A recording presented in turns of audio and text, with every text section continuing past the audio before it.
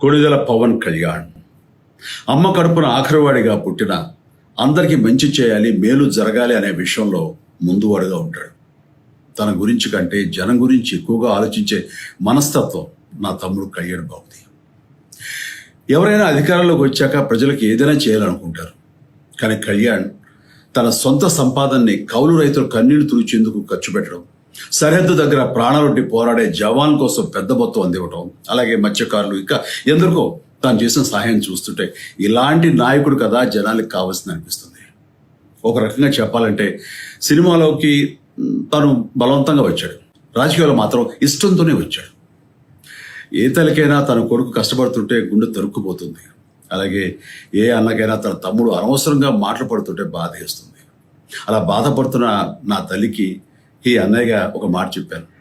నీ కొడుకు ఎంతోమంది తల్లుల కోసం, వాళ్ళ బిడ్డల భవిష్యత్తు కోసం చేసే యుద్ధం అమ్మా ఇది. మన బాధ కంటే అది ఎంతో గొప్పది అన్నాను. అన్యాయాన్ని ఎదిరించకుండా మౌనంగా ఉండే మంచివాళ్ల వల్లనే ప్రజాస్వామ్యం మరింత నష్టం అని నమ్మి జనం కోసం జన సైనికుడయ్యాడు.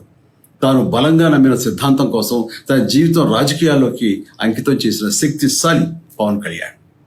ప్రజల కోసం, రాష్ట్ర భవిష్యత్తు కోసం ఆ శక్తిని వినియోగించాలి అంటే చట్టసభలో అతని గొంతు మనం వినాలి.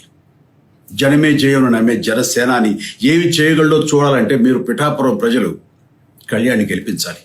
మీకు సేవకుడుగా, సైనికుడుగా అండగా నిలబడతాడు. మీకోసం ఏమైనా సరే కలబడతాడు, మీ కళ నిజం చేస్తాడు. పిఠాపురం వాస్తవ్యులకు మీ చిరంజీవి విన్నపం, గాజు గ్లాసు గుర్తుకి మీ ఓటు వేసి పవన్ కళ్యాణ్ని గెలిపించండి. జై హింద్.